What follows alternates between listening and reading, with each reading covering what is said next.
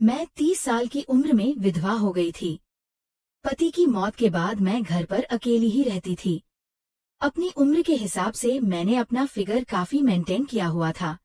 एक दिन सुबह से बारिश हो रही थी। तभी एक कुरियर वाला मेरे दरवाजे पर आ गया।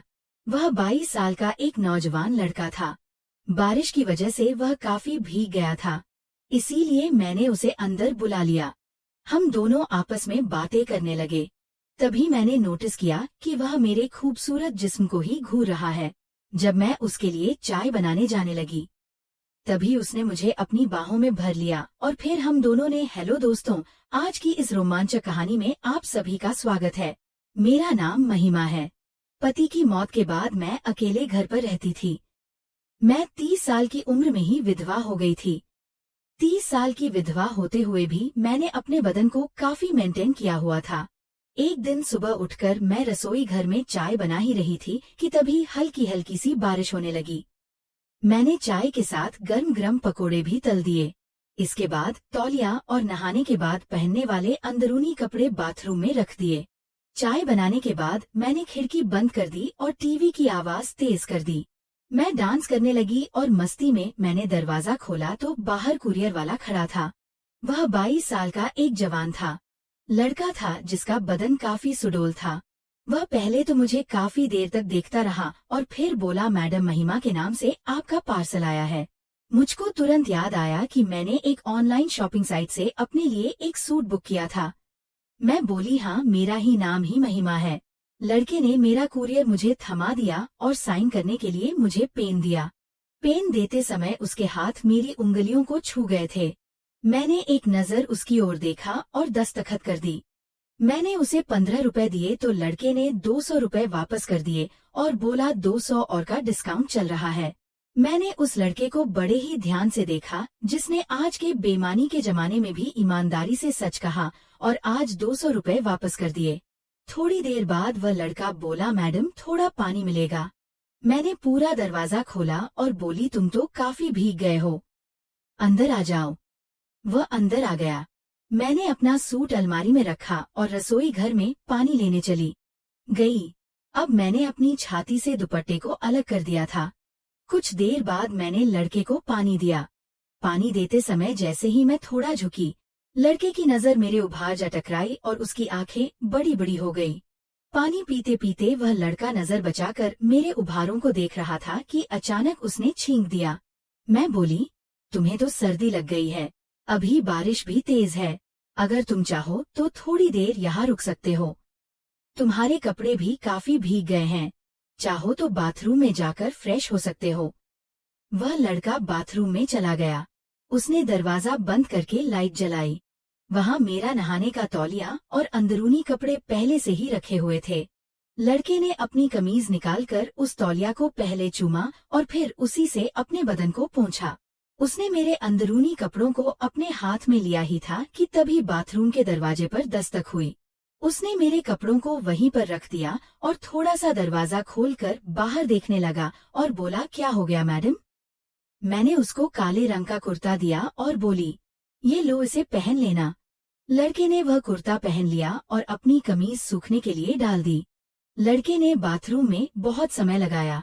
मुझे समझ नहीं आया रहा था कि इतनी देर से वह कर क्या रहा है।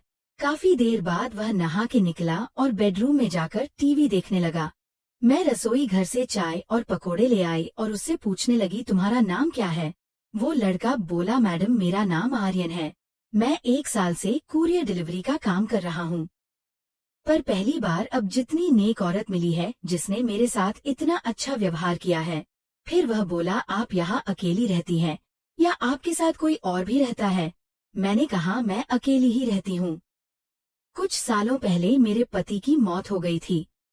इस दुनिया में मेरा उनके अलावा और कोई नहीं था। तब से मैं यहाँ अकेली ही रहती हूँ। वह बोला सुनकर बहुत बुरा लगा, पर आपके पति की मौत कैसे हुई थी? मैंने कहा, एक कार दुर्घटना में उन्होंने अपनी जान गंवा दी और इतना कहते मैं रोने लग गई। आर्यन ने मेरा दुख बांटने की कोशिश की और अपने बारे में बताया कि उसने ग्रेजुएशन तक पढ़ाई की है और वह इस शहर में पिछले 1 साल से रह रहा है। वह यहाँ एक अच्छी नौकरी की तलाश में आया था।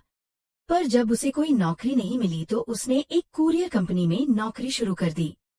वह बहुत ही मासूमियत से मुझे अपनी जिंदगी के बारे में बता रहा था और मुझे भी अपना दुख बांटने का मौका मिला था।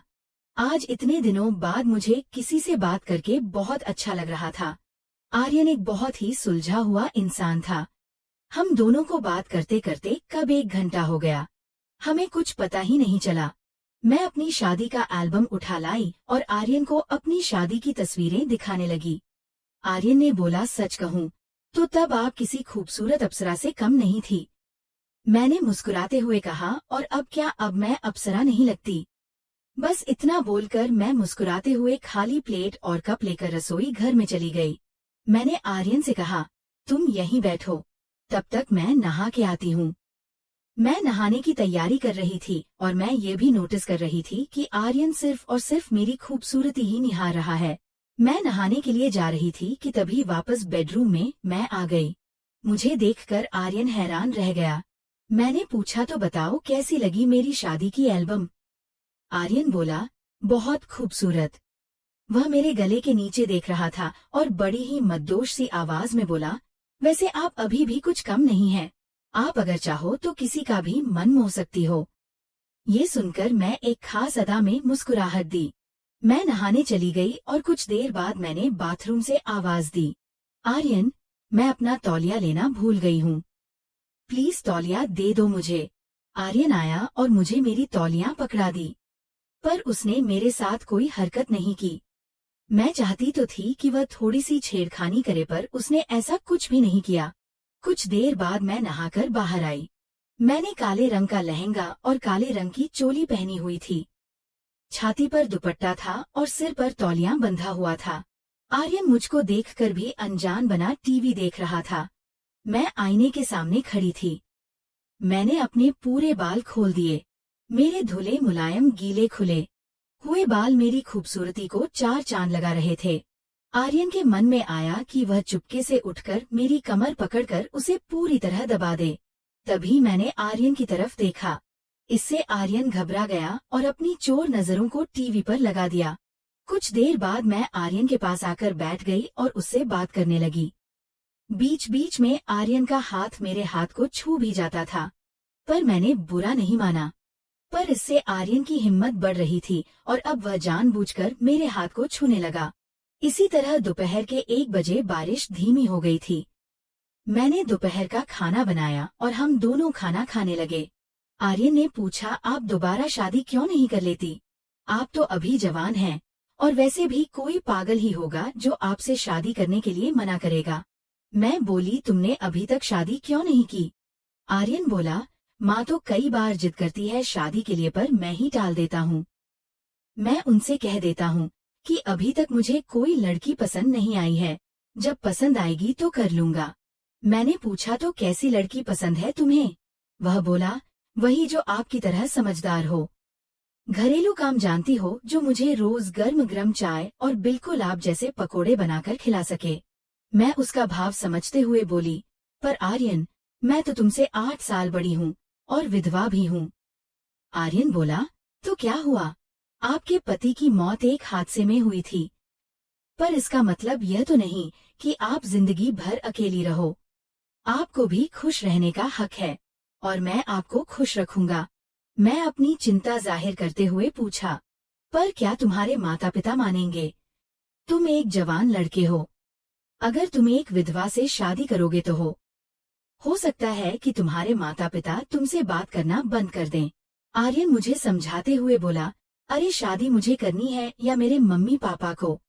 तुमने वह कहावत नहीं सुनी कि जब मियाँ बीवी राजी तो क्या करेगा काजी? शाम के 4 बज चुके थे। तभी आर्यन के फोन पर एक कॉल आया। उसकी मम्मी ने फोन किया था। वह बात करने के लिए रसोई घर में चला गया। मैं दीवार से कान लगाए आर्यन की सारी बातें सुन रही थी। आर्यन ने भांप लिया था कि मैं पास में ही हूँ। तभी आर्यन बोला, नहीं मम्मी, अब आपको कोई लड़की देखने की जरूरत नहीं है। मुझे यहाँ एक लड़की पसंद है और मैं उसी से शादी करूंगा। यह सुनकर मैं शर्मा गई और नजरें बचाकर आर्यन को देखने लगी। इसके बाद आर्यन ने फोन काट दिया और मैं पीछे से आकर उसे लिपट गई।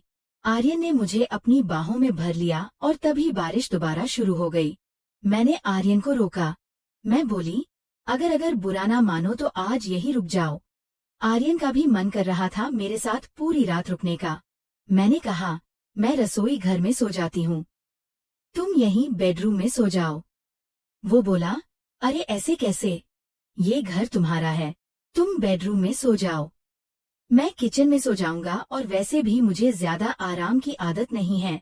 मैंने कहा, हाँ, अभी ये घर तुम्हारा नहीं है, पर शादी के बाद तो तुम्हारा भी हो जाएगा। ये सुनकर आर्यन ने मुझे गले से लगा लिया और मेरे गालों पर एक जोरदार किस जड़त दिया। उसने मेरे शरीर से दुपट्टा अलग कर दिया। मैं भी आर्यन से पूरी तरह लिपट गई। वह मुझको चूमने लगा और फिर हम एक दूसरे में समा गए। मैंने अपना सब कुछ आर्यन को समर्पित कर दिया था क्योंकि हम दोनों एक दूसरे के साथ पूरा जीवन निभाने वाले थे। कमेंट करके जरूर बताइएगा कि आपको यह कहानी कैसी लगी। अगर आपको यह कहानी पसंद आई हो तो इसे लाइक करें और अपने दोस्तों के साथ भी शेयर करें। आगे भी ऐसी रोमांचक कहानियों के लिए हमारे चैनल को सब्सक्राइब करें और बेल आइकन दबाना ना भूलें।